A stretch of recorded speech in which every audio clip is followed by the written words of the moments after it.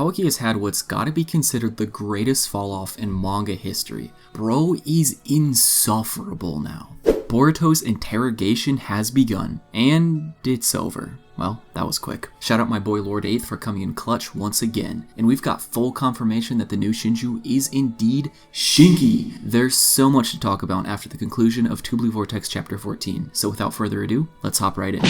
So to start this chapter off, we're shown Boruto waking up in the interrogation room with none other than, you guessed it, Ibiki. You know, the mind control and torture specialist from the Chunin exams in War Arc. Really cool to see him back in action, and more on him in a bit. So Boruto's informed that his handcuffs were made by Amado and contain a seal that restricts all forms of ninjutsu. I actually really like this concept and how it combines tech from the new era without making it weird and off-putting like a lot of the scientific ninja tools were in part 1. But despite losing access to all ninjutsu, I'm not sure why Boruto isn't able to just smash the handcuffs on the ground or like rip them apart with pure force. The dude has the raw strength of an Otsutsuki god. But hey, the plot's gotta work its magic somehow. Next we're shown Sakura healing Inojin while Team 10 and Ino watch from the bedside. It appears that while Himawari may have been able to heal Inojin's flesh and organs, she couldn't reconstruct his chakra paths, which was leaving his body in a state of coma. We're also shown Ino looking on in relief at the sight that her son was alive, but deep down you know she's gotta be livid right now. And as we learn later, this is gonna have some negative repercussions for Shikamaru's secret plans. I also read a really interesting theory about Inojin online that I honestly buy as a potential plot point later on. The theory goes that since Inojin's chakra flow was completely disrupted when he nearly died, and omnipotence can only function because people have chakra flowing within them, what if that incident essentially reset omnipotence's effects on him? Kind of like a factory reset.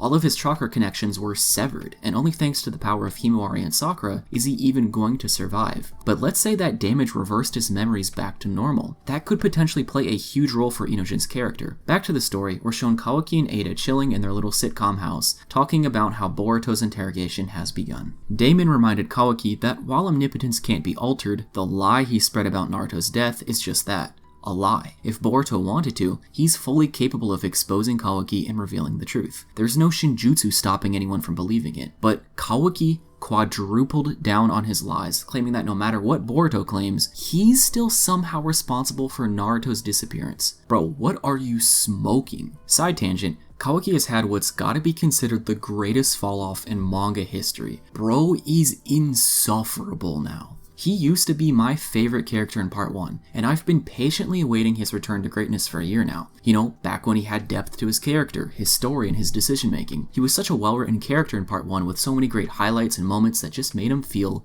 human. But this dude has been so illogical, so unreasonable, and so irritating with the way he makes up these stupid lies and refuses to budge on any of his ideologies he's instilled in himself since chapter 76. I legitimately think he peaked when he sealed Naruto away, because that was a fantastic moment for his character, but everything since then has been a sharp decline in quality. Like seriously, what the fuck is going on with this character in Two Blue Vortex? He's annoying as fuck, he doesn't listen to anyone, he's a total dick, he lost all his menacing aura, and he gets washed in every single fight he's had. I've tried defending him for the past year, but this dude just continues getting worse and worse every chapter. My only hope is that statement made in the latest interview where Ikimoto and Kishimoto reveal that they have plans to continue his character development later on in the story. Please, save my boy from the trenches, man. I think he just needs to witness something that changes his mind on the matter, because if the final Kawaki vs Boruto fight is still caused by Kawaki just like bickering over Momoshiki, I'm not gonna lie, I'd be pretty disappointed. Anyways, let's get back to the action this chapter. That interrogation session. Boruto was cold as hell this chapter. In sharp contrast to Kawaki, this dude has completely maxed out his aura. After leaking intel about the Shinju and Jura and dropping a hint that he's got an accomplice, I'm sure Amado is already theorizing who that might be, he starts to get real confident. The only reason I'm alive is because I have information, am I wrong? But the elders were having none of that, listening in and informing Boruto that he was not going to be leaving that room alive. Yeah, I doubt that. We're then shown Shikamaru remembering his conversation with Boruto from chapter 7, and struggling to understand what Boruto meant by his words. What was caused by Kawaki, he thought to himself. This is the first time we've ever seen the effects of omnipotence working its magic in real time. Shikamaru had previously convinced himself of the truth, but it clearly didn't take long before that wore off and he began forgetting everything, again. But Shikamaru trusted his gut, still remembering that for some bizarre reason, he had decided that Boruto was an Uzumaki, and he had to protect him. The elders proceeded to ask Boruto the question: why on earth did he kill the 7th Hokage? Boruto was not playing games tonight. He told them the truth. He did not kill Naruto, nor Hinata, and they were both in fact in a safe place. When asked where that safe place was, he basically told them to piss off. This dude was putting his life on the line for Kawaki. The one opportunity he had to expose Kawaki's web of lies was squandered, because Boruto was committed to protecting him. It also doesn't help that he probably doesn't like the elders either, and simply decided not to share the truth with them because, well, fuck them, right?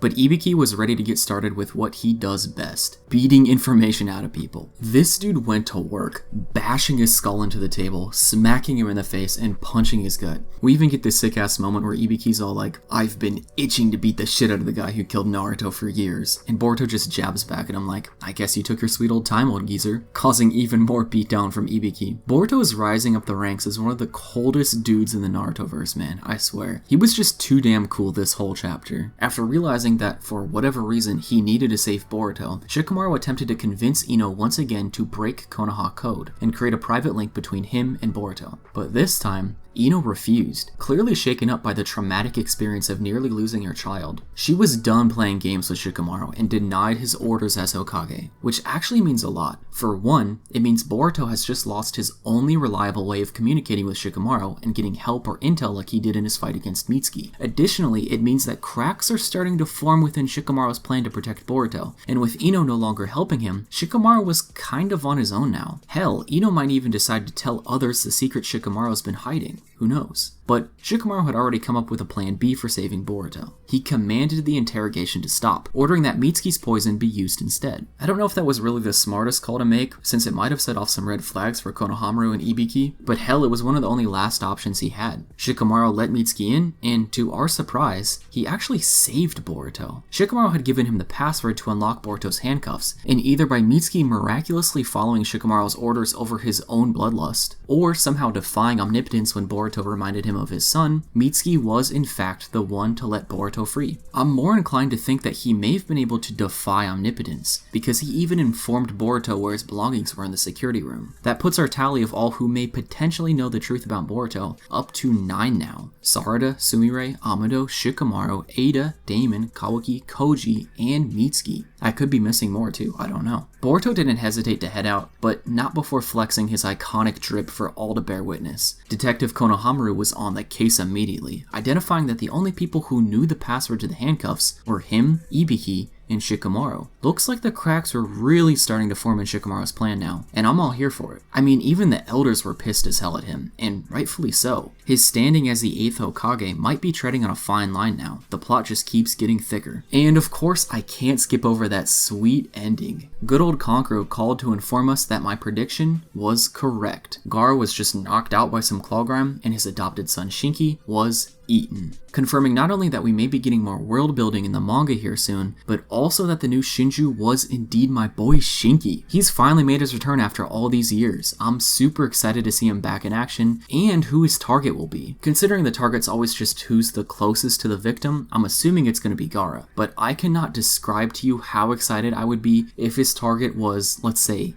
Lee. Obviously that's about as far-fetched as like Tonari making a reappearance, but as a massive Rock Lee fan, I'd kill for a drop of relevancy for him. Anyways, that concludes the chapter. Let's jump over to my final score, which is going to be a, drumroll please, 6.5 out of 10. Nothing wrong with it, and all the dialogue and development was really important to the story, but I think they could have done a little more with having Boruto in custody before revolving it so suddenly. No huge complaints though, I just think all the other chapters were far better. With all that being said, thank you all so much for watching. Make sure to smash that like button down below, and drop a comment with your predictions for chapter 15. I try my best to reply to everyone in the comments, and I appreciate all your theories and feedback. Subscribe if you're new, and I'll see you next time. Peace out, boys.